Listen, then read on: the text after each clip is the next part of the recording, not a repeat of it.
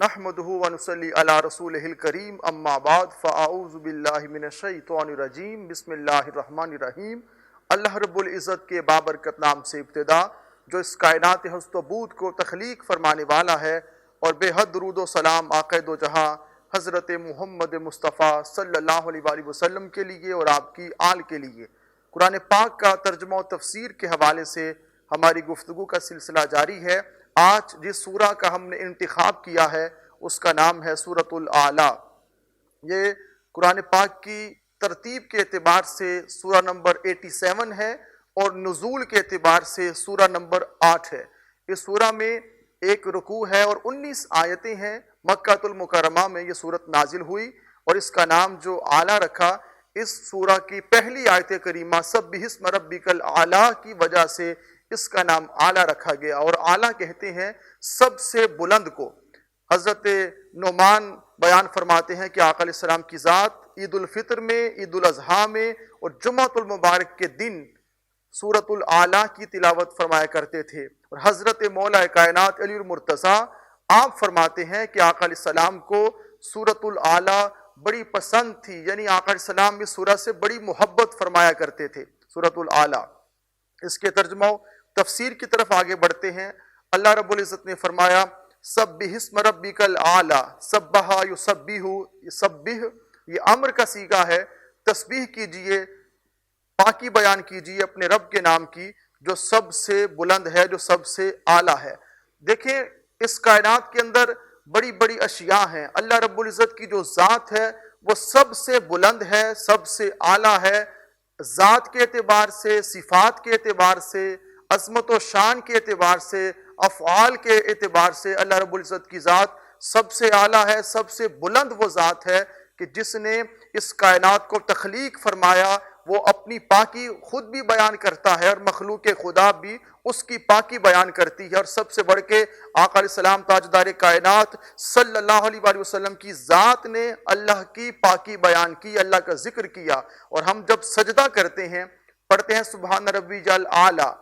یہ سبحان ربی الاعلیٰ سبح اسم ربک الاعلیٰ سے نکلا ہے کہ آقا علیہ السلام نے فرمایا اپنے سجدوں کو اس میں اللہ کا یوں ذکر بلند کرو، یعنی سجدوں میں جب ہم سبحان ربی الاعلیٰ پڑھتے ہیں تو وہ یہیں سے نکلا ہے، سبح اسم ربک الاعلیٰ۔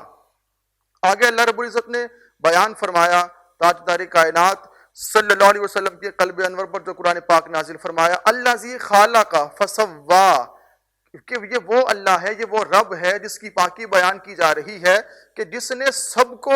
بہترین بنایا ہے، ٹھیک سب کو پیدا کیا ہے، سب کو بڑے اچھے انداز میں پیدا کیا ہے۔ اب دیکھا جائے اللہ رب العزت نے انسان کی جو پیدائش ہے، جیسی بھی انسان کی پیدائش ہے، انسان کا جو انداز ہے، اس کو اچھی صورت عطا کی ہے، اچھی انداز میں اس کو پیدا کیا ہے، اس کو لقد خلقنا الانسان فی احسن تقویم کے سانچے میں ڈھالا ہے، انسان کو شکل و صورت عطا کی، انسان کو قد و قامت عطا کیا، حسن و جمال عطا کیا، اس کو رہنے کے طریقے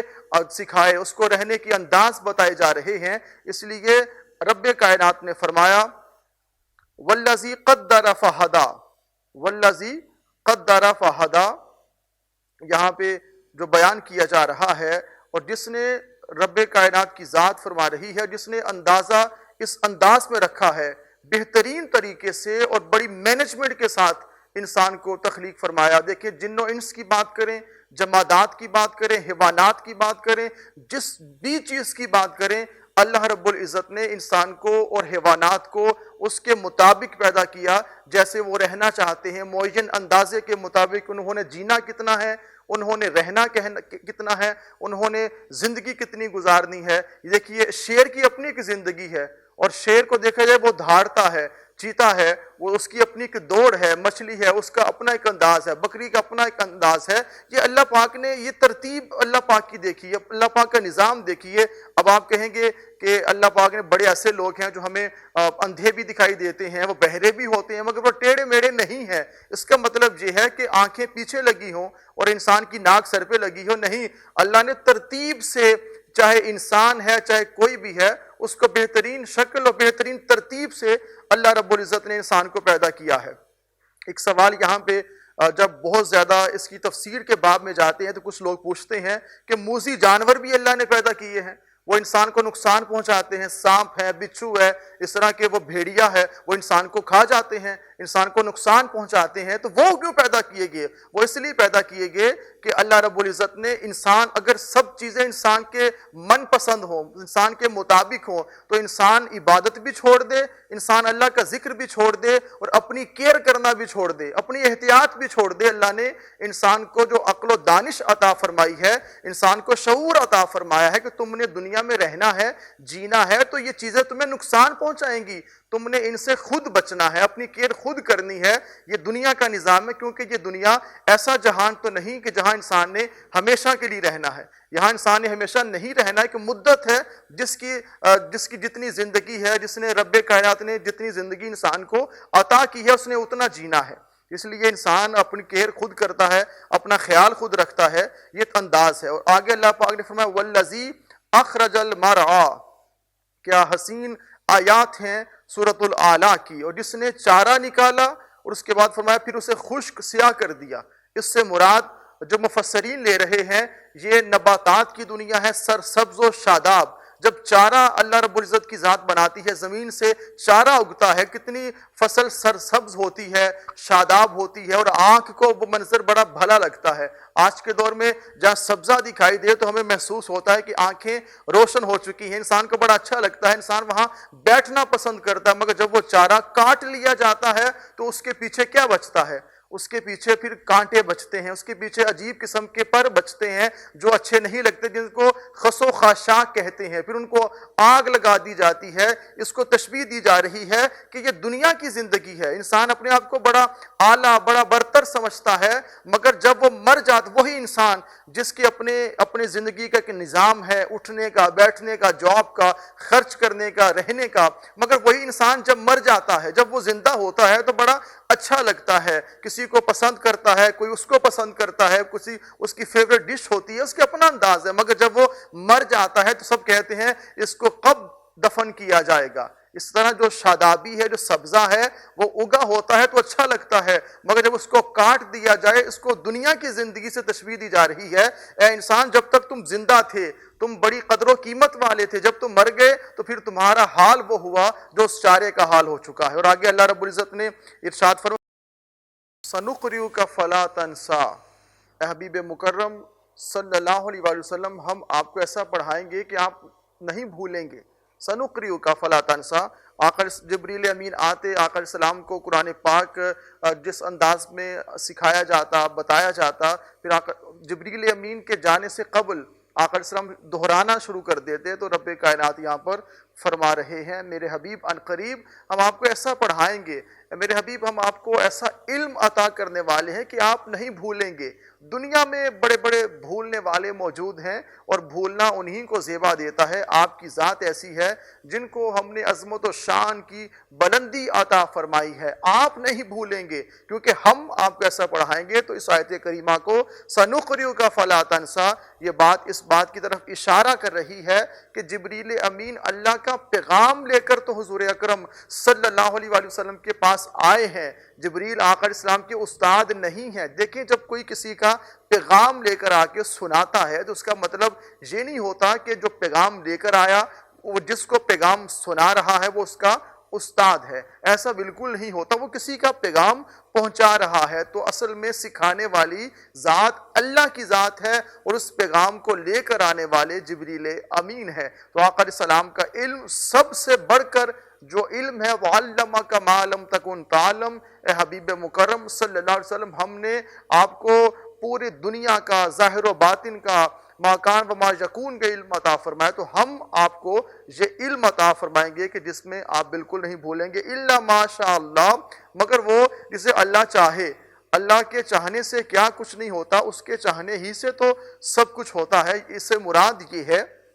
کہ اللہ جو چاہے گا کہ آپ یہ چیزیں بھول جائیں تو وہ آپ کو بھلا دے گا، کیونکہ ان اللہ علی کل شیء قدیر، اللہ ہر چیز پر قادر ہے۔ جو اللہ رب العزت نے آپ کو سکھایا، جو آپ کو بتایا، وہ سب کچھ ایسا علم ہے کہ جو آپ ان کو بتانے والے، ان کو سکھانے والے ہیں۔ آگے اللہ رب العزت نے ارشاد فرمایا انہ یعلم الجہر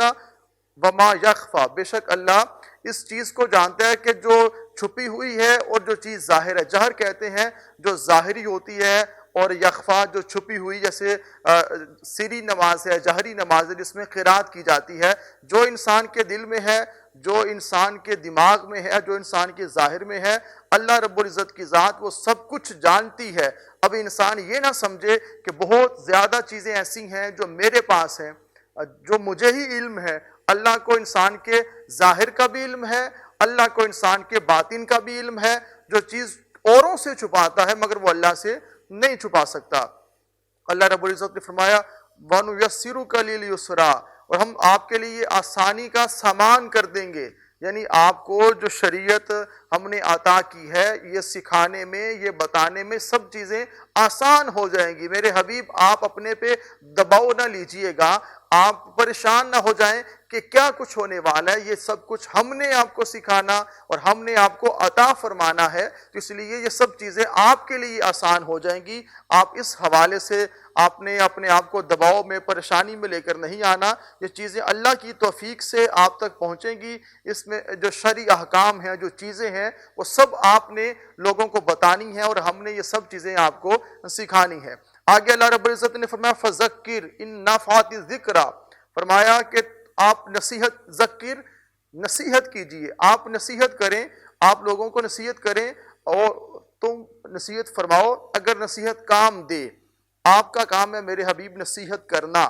آپ کا کام ہے لوگوں کو بتانا، اور ہر حال میں نصیحت کرنے کا حکم ہے۔ اب دیکھا جائے کچھ معاملات ایسے ہوتے ہیں کہ جب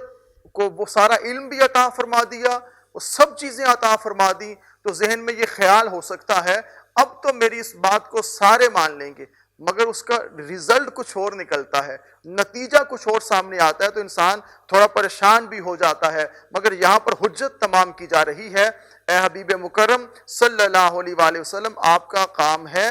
نصیحت کرنا، آپ کا کام ہے لوگوں کو بتانا۔ اور یہاں فرمایا اللہ رب العزت نے سَيَذَّكَّرُ مَن يَخْشَىٰ وَيَتَجَنَّبُهَا الْأَشْقَىٰ الَّذِي يَصْلَى النَّارَ الْكُبْرىٰ، فرمایا ان قریب نصیحت مانے گا جو ڈرتا ہے، اور اس سے وہ بڑا بدبخت دور رہے گا، سب سے بڑی آگ میں جائے گا، پھر نہ اس میں مرے اور نہ جیے گا۔ اب دیکھیں یہاں پہ جو آیت، ان 3-4 آیات کو دیکھیں تو یہ بات سامنے آتی ہے بہترین انداز میں۔ رب کائنات نے جو فرمایا ثم لا يموت فيها ولا يحيا، کہ پھر تو اس میں ہمیشہ کے لیے رہے گا۔ اے حبیب مکرم صلی اللہ علیہ وسلم، آپ اس بات کو سامنے رکھیں کہ کچھ لوگ آپ کی اس نصیحت کو مانیں گے، وہ کون سے ہوں گے؟ کہ جن کے دل میں خوف خدا ہے، جن کے دل میں خشیت ہے، اللہ کا خوف ہے، جو اللہ سے پیار کرتے ہیں، جو اللہ سے محبت کرتے ہیں، وہ آپ کی بات کو مان لیں گے۔ اور کچھ ایسے بھی ہیں جو آپ کی بات کو نہیں مانیں گے، وہ اشقاء ہیں، وہ بدبختی کی انتہا پر پہنچے ہیں، وہ آگ میں جلائے جائیں گے جہاں وہ ہمیشہ کے لیے رہیں گے۔ اب کیونکہ آقا السلام، اور یہ بات فطری طور پر ذہن میں انسان کی آ سکتی ہے کہ جب میں سچا ہوں، میں حق پر ہوں، ہر چیز کا علم بھی موجود ہے، شریعت موجود ہے، اب جو میں نصیحت کروں گا، دنیا میں نا نصیحت کرنے والے بڑے بڑے عجیب لوگ ہیں، کچھ عمل خود نہیں کرتے مگر نصیحت کرتے ہیں، کچھ ایسے ہیں جو عمل بھی کرتے ہیں، نصیحت بھی کرتے ہیں۔ اور ماننے والا وہ ضروری نہیں کہ اگر کوئی عمل کرے تو وہ پھر نصیحت کرے، وہ اس کی بات کو مانے۔ دنیا میں بڑے بڑے جھٹلانے والے موجود ہیں، اس لیے حبیب آپ نے پریشان نہیں ہونا۔ یہاں پر کچھ آپ کی بات کو مانیں گے، کچھ اس کا انکار کریں گے۔ سلسلہ یہیں سے آگے بڑھائیں گے، یہاں پہ وقت ہوا بریک کا، ملتے ہیں بریک کے بعد، رہیے گا ہمارے ساتھ۔